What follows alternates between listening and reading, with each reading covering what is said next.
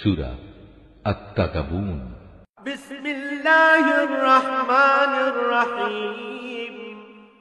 রহমান রহিম আল্লাহ তাআলার নামে। ইউসাব্বিহু লিল্লাহি মা ফিস সামাওয়াতি ওয়া মা ফিল আরদি লাহুল মুলকু ওয়া লাহুল হামদু ওয়া হুয়া আলা কুল্লি শাইইন কাদির। আসমান সমূহ ও জমিনে যা কিছু আছে তা সবই আল্লাহ তাআলার পবিত্রতা ঘোষণা করছে। যাবতীয় সার্বভৌমত্ব যেমন তাঁর জন্য, তেমনি যাবতীয় প্রশংসাও তাঁর জন্য। তিনি সকল কিছুর উপর প্রবল ক্ষমতাবান।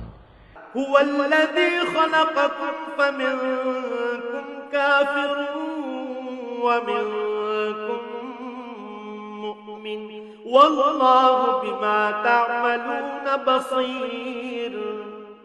তিনি তোমাদের সবাইকে সৃষ্টি করেছেন, এরপর তোমাদের কিছু লোক মুমিন হলো, আবার কিছু লোক কাফের থেকে গেল। আসলে তোমরা যা কিছু করো আল্লাহ তাআলা সব কিছুই দেখেন।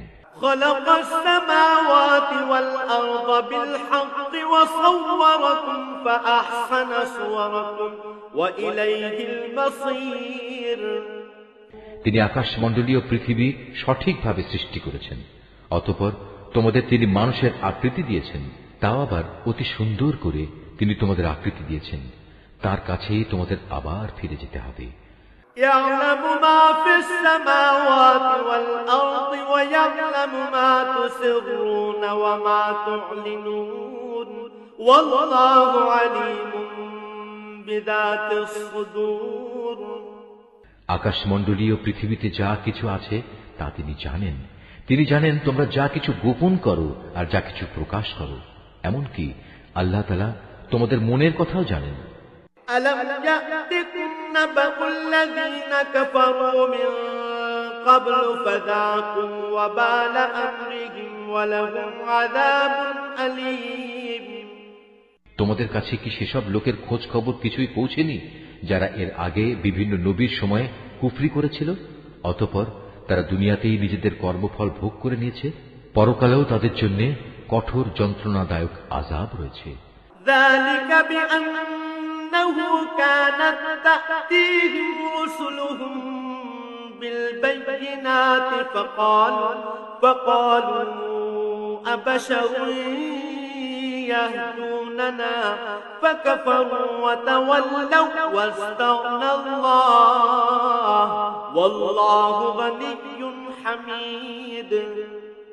এটা এ কারণে যে তাদের কাছে সুস্পষ্ট দলিল প্রমাণ নিয়ে যখনই আল্লাহর কোন রসুল আসত, তখনই তারা বলতো, কতিপয় মানুষই কি আমাদের পথের সন্ধান দেবে?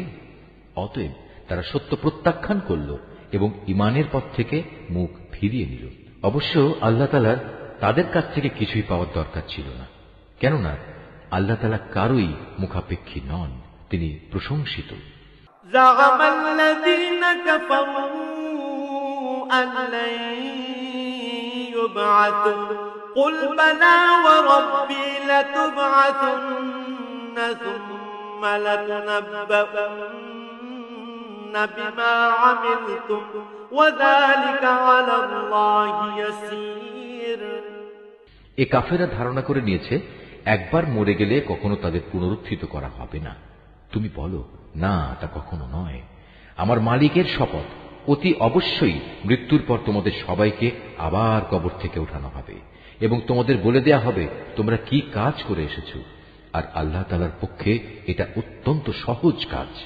فآمنوا بالله ورسوله والنور الذي أنزلنا والله بما تعملون خبير। অতএব তোমরা আল্লাহ তাআলা, তার রসুল এবং আমি যে আলো তোমাদের দিয়েছি তার বাহন কোরআনের উপর ঈমান আনো। তোমরা এখানে যা কিছুই করো না কেন আল্লাহ তাআলা তা ভালো করেই জানেন।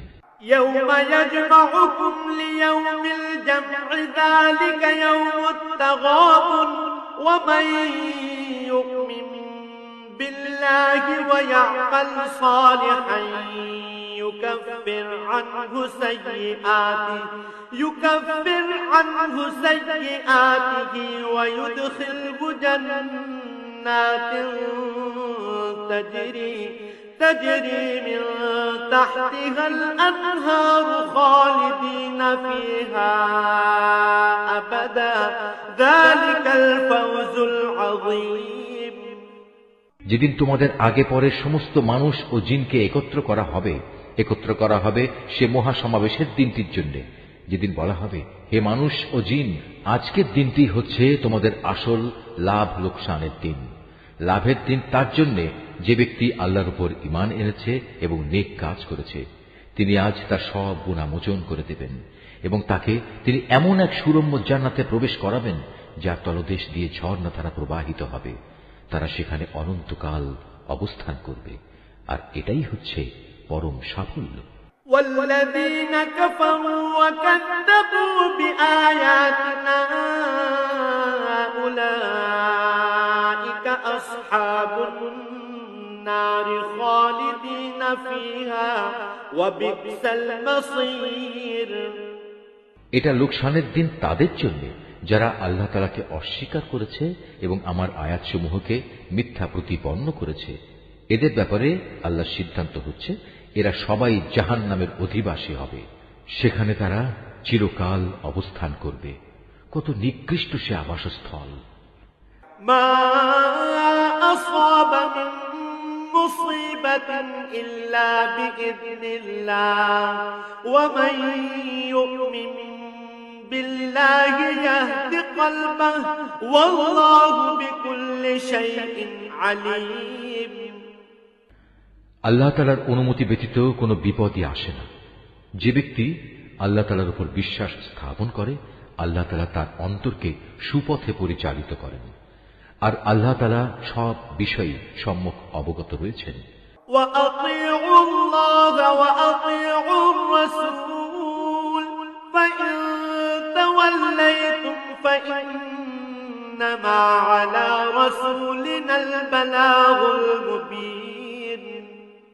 তোমরা আল্লাহর আনুগত্য করো তার রসুলের। তোমরা যদি মুখ ফিরিয়ে নাও তাহলে জেনে রেখো, আমার রসুলের দায়িত্ব হচ্ছে কথাগুলো সুস্পষ্টভাবে পৌঁছে দেয়া। আল্লাহু লা ইলাহা ইল্লা হুয়া ওয়া আলাল্লাহি ফালইয়াতাওয়াক্কালিল মুমিনুন। আল্লাহ তাআলা মহান সত্তা, তিনি ছাড়া কোনোই মাবুদ নেই। অতএব প্রতিটি ঈমানদার বান্দার উচিত সর্ববিষয়ে তার উপরই নির্ভর করা। ইয়া আইয়ুহাল্লাযীনা আমানু ইন্না মিন আজওয়াজিকুম ওয়া আওলাদিকুম আদুওয়ান লাকুম ফাহযারুহুম ওয়া ইন তা'ফু ওয়া তাসফাহু ওয়া তাগফিরু ফাইন্নাল্লাহা গফুরুর রাহিম। হে ঈমানদার লোকেরা, অবশ্যই তোমাদের স্ত্রী ও সন্তান সন্ততিদের মাঝে তোমাদের কিছু দুশমন রয়েছে, অতএব তাদের ব্যাপারে তোমরা সতর্ক থেকো। অবশ্য তোমরা যদি তাদের অপরাধ ক্ষমা করে দাও, তাদের দোষ ত্রুটি উপেক্ষা করো এবং তাদের মাফ করার নীতি অবলম্বন করো, তবে আল্লাহ তাআলা পরম ক্ষমাশীল ও দয়ালু।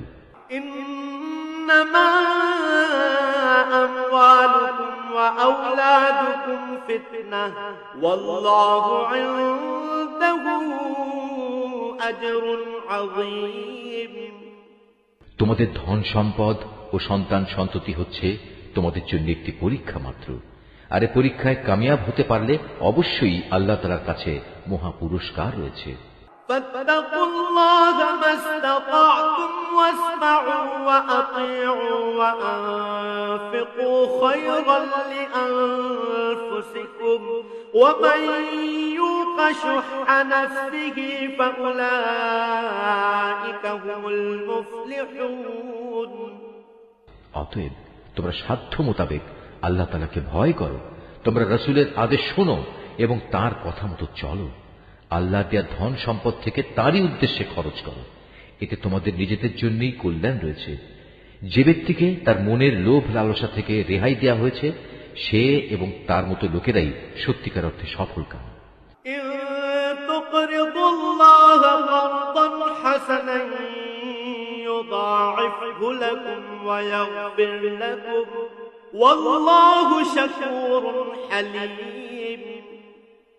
যদি তোমরা আল্লাহ তাআলাকে ঋণ দাও, উত্তম ঋণ, তাহলে কিয়ামতের দিন তিনি তা বহু গুণ বাড়িয়ে দেবেন এবং তিনি তোমাদের গুনাহ খাতা মাফ করে দেবেন। আল্লাহ তাআলা বড়ই গুণগ্রাহী এবং পরম ধৈর্যশীল। আলিমুল গায়বি ওয়াশ শাহাদাতিল আজিজুল হাকীম। দেখা অদেখা সবকিছুই তিনি জানেন, তিনি পরাক্রমশালী, প্রজ্ঞাময়।